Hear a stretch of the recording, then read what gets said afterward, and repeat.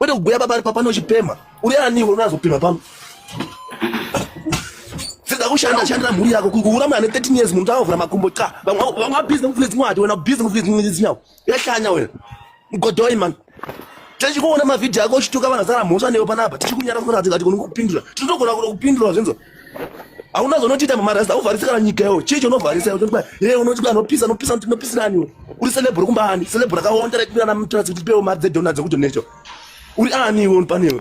Unozoona sani nhasi panapa Louis Avuralize tiri pano. Hauna zonotiita kana une zokuita inda anotsvaka zvidhoma zvako ina zvipano. Mukosha zvidhoma zvekumama yako kuonda setsikidzi. Munhu anorarama neropa ramwe vanhu, kurarama neropa rimwe munhu nhasi panapa unorarama neropa rimwe vamwe vanhu. Nhasi panapa unozotaura sorry nana uite nherera uchizvishandira. Vana adho vanorarama neropa revamwe vanhu mani. Vana adho vakatsikirira vanhu vakawanda kuti vasimungire ukakwana adho. Vana adho vari pano nhasi vakutsikirira vamwe vanhu vakawanda. Tovaudza chokwadi vana adho vazive. Tichizoona zvomuri kuita. Mari dzemuri kudya idzoka dzichazokupfukira mupano wangu. Unofa usina nacho inacho uri rombe. Vakawanda vakazviita vakapererepi. Farira kusumuka kwomwe munhu. Usazi uri content creator, aufari kusumuka kwomwe munhu. Farira kuti munhu asumukewo. Aite chaaita mulife yake. Kwete ndiwo ndio unenge wakamira mberi. Dzidzidzi hauna kana chiri nacho. Please kurembedza matinja akasviba neAIDS. Panapa uri hey mai ukana munhu wasviba muromo yosviba, miromo yosviba chachayo. Uzoti matinja acho kaita sei? Miromo yako ndio yotosviba. Kuzoti matinja ako ita sei? Zvimwe zvese dzosuka. Tarisa mano wako zako iwe. Hautosiri munhu pane vanhu. Handifungi kuti uchipuka rudzivi. Nasi uri panapa uzoti kwai pamberi naadho mhata mai vako. Vati bhowa panapa mhata mai vako. Mai anochaya nemugoti. Mai ane bhizu chaibunya nemugoti mumba mugwapedza uri kubikisa ndio zvawakaitwa iwe. Munhu anotanga ne 13 years. Chero vanhu vanenge vachibhizi vanenge vachibhizi kusapota vachituka vanhu vanopenga zingambotoita. Because tuze kupenga sapota machituka vanhu. Haina ndo wasapota. Turika. Haina ndo wasapota bro. Saka nako vatuka nesu sina mhosva. Aiwa ndisi kutuka ndinoti papa munhu ngasapote barika musasapota munhu pakutuka munhu kuti ana kuti wese angoona ndinozonzi mama rasta unokurenya kadzinoruma mama rasta unokonyorwa nova inotamba kuti sheke nova atamaona zvokumunga mangwana uchihutamba umuka uri chando ungachihuta kwamanga yena chipatara kutaurira tidzikamitawo vari kuti miuta tokumbirawo musaabhusa masimba ndokumbirawo tidzikamire mama rasta kana ukaona vanhu vachitsiura munhu rega munhu atsiurike adho tsiurika uchitanga ambomira uda ndikwevera dovi nesitoro handitika dzikamwe uri kwauriko kwanizindi vana asipanyo pako anyways ndanichiti mamarasa ndovafarira zvangu kune vese tinosapota aiwa chingoti wewe mamarasa but bro ilife tiri kutorarama aiwa panapa tiri pakufarira mamarasa chamwa tiri pakutsiura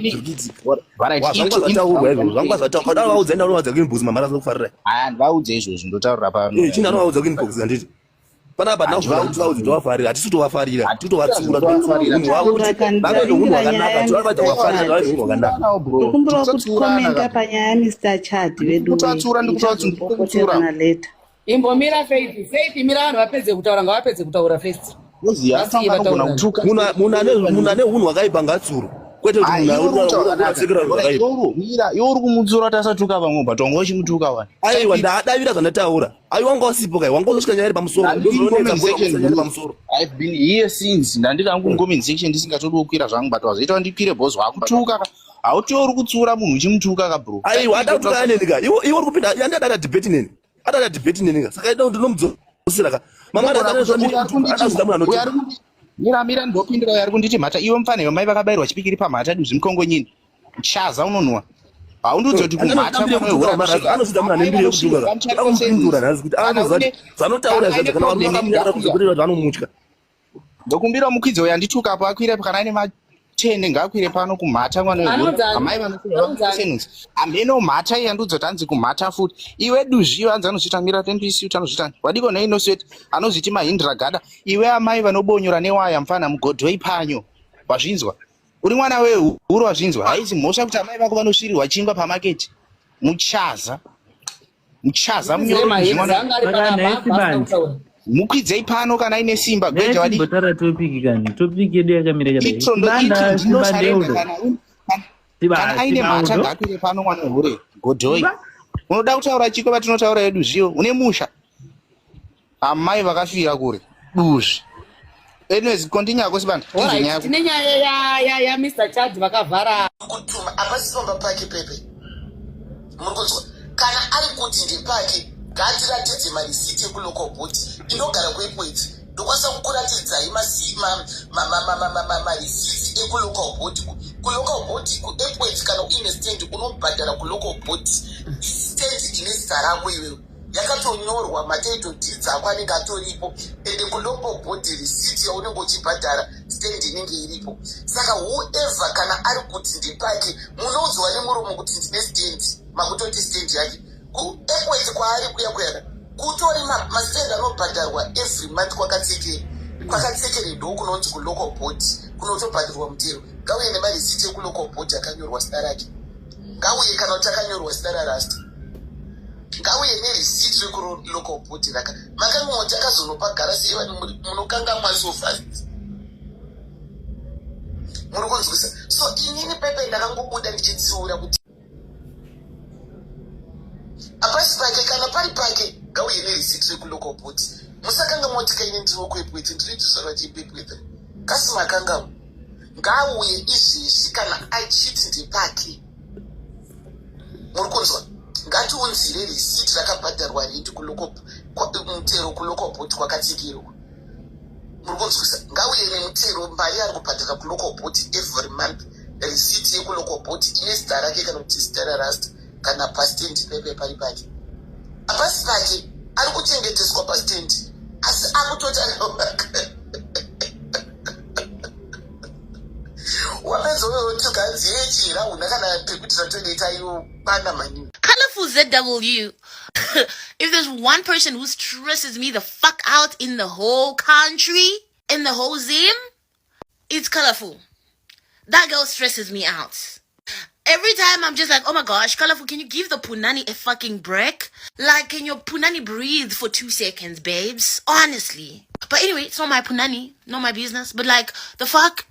You're telling me that in this year alone, Colorful was pregnant for Platinum Prince, and she lost the baby, miscarried, and then she was pregnant for Hulengende, and I don't know what happened to that pregnancy story, and now she's pregnant for a different man, another damn artist. Girl, what the hell? And these guys are just they're just diving in raw, like what the hell? Anywho, no, Color stresses me the fuck out. Not only that, who did she date this year? Like, also, she was like, I don't know if she was pushing that guy's music or they were actually dating. The one with the dreadlocks. And not only that guy, there is Blood. I don't know if with Blood they were doing snacks things or not really. But, yeah, also seen with Blood. And now Mickey Black. And, you know, the list is endless. Colorful, you stress me. Like, I am so stressed with you. I don't want to lie. Like, I'm so fucking stressed.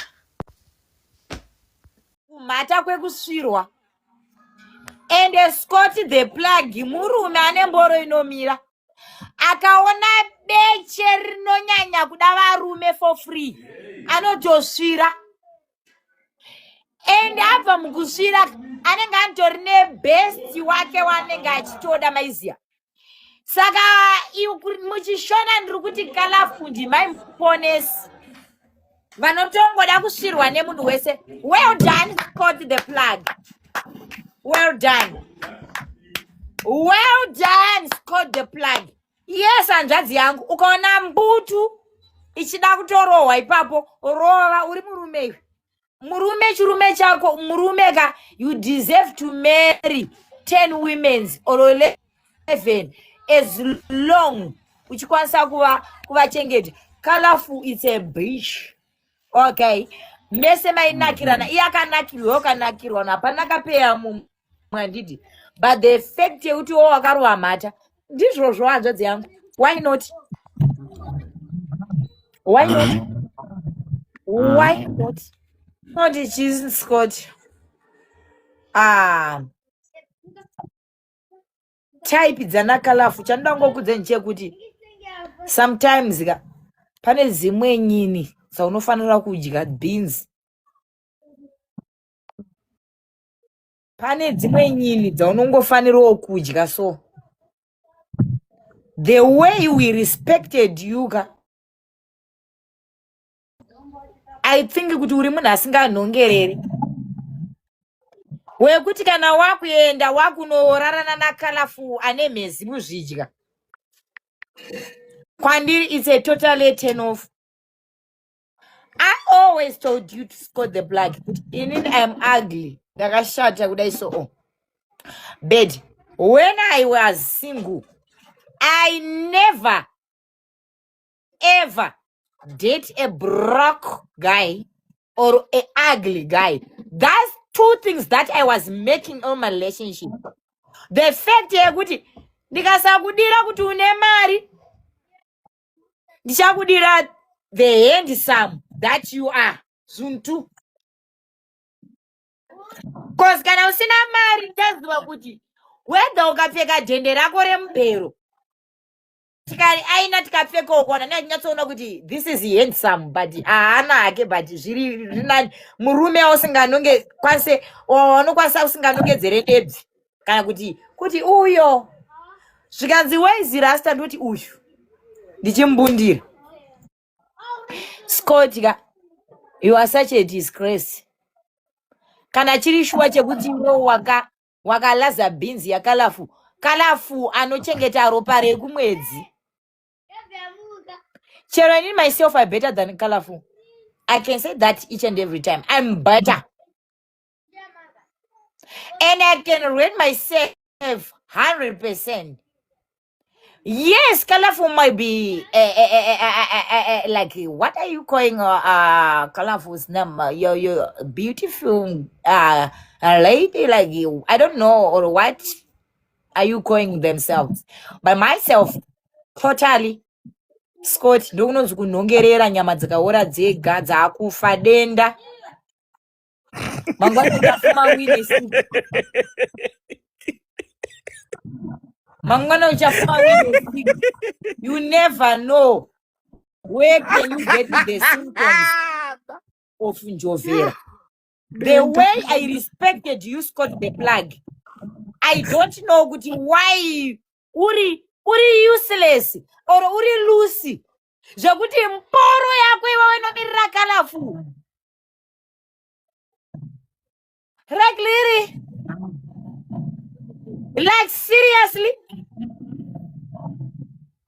Scott the plug. Scott, are you the real? You know what is Scott in the Ndakaguisa status pang in Louis. Maramazuro. 2 days back.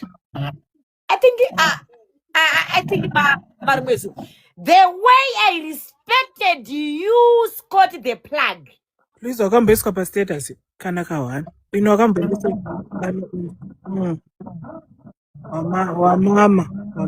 Ronix mad yo. Kana Anna Roni. Kana the way I respected the premium family. The way I respect. You know the fact I respected like premium family. No zero uti kana ndikatapa co-host na premium panapa. Chero chidauliza wedre kuti matari bude.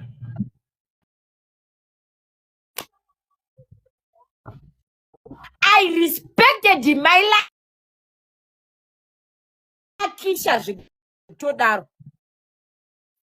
I can be, because I love them. Because you know that you need a message in our neo premium. So you know sometimes I have to say, okay, this platform is a neo here watching me with my stinging mouth. You are the best Colourful ndokufarira zvangu kana uchida munhu unomira naye. Kismo is not munhu. Kismo is sister yangu. Mukunzwisisa. And tinotobvuma kuti pakabhaizika tikakanganisa ndosika maiona ma-apology. Kismo is not my friend but my sister. Ndikasamira naye muda utazomirirwa nani kunze kwangu inini ndirini zvese zvake namoms. 2 guys, hanzi kokala Kismo abda say fine. And if you nakatota guys chibatsireyo kuti sorry Evelyn. Mamuziya. Evelyn uyo yakamboenda kwana Sparks achitaura kuti ndokechesa watu mamuziya. Vamwe amai vaimbogwara kwamutare vane mumwe bhodhi hombe vanopfeka mapendi pasocial media vanobudisa zvinyamanyama veve. Gaya kuti unasisi Patricia Jack vese vakanyarara. Iye anonzi Eva uyo haana kana cent but ndiye mukoti angachitoti kuti ngopinde 12 years ndatotaura nayo kuti haone sasa kutoti musatore nini guys. Alright, wa una mara una chino uri kuperekedza mini kuti chi kukoti ko why is it oda kuti dzvanyirira iwo. I think it's sorry better than you tikutoti takanganisa. Sorry sister yangu Kisima tozopedzisira vati naimi tinoziyana ndakambotaura nezvenyu komukurwei vanonzi Evele whatever yani nyanyo mufollowe nongoziva kuti akambobuya kuinterview achiti ndiri pambi ndoramba nokechesa. But chione kuita kwaMwari, Mwari pazongoshanda simba raMwari zvinhu izvo zvatife takazvidzogorodza mulife tadzidza. But kana uchingoona kuti Mwari variko boys musatambe nekurambirwa sori padaro pobva tapasvika mukoti Mwari obvongwe tonge pamwe wangosvikawo zvavo.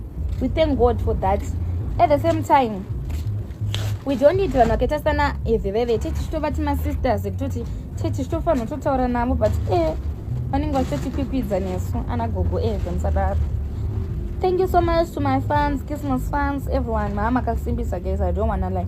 My prayers enyu akashanda because ndaiona inbox, Kala we are praying, Kala we are praying.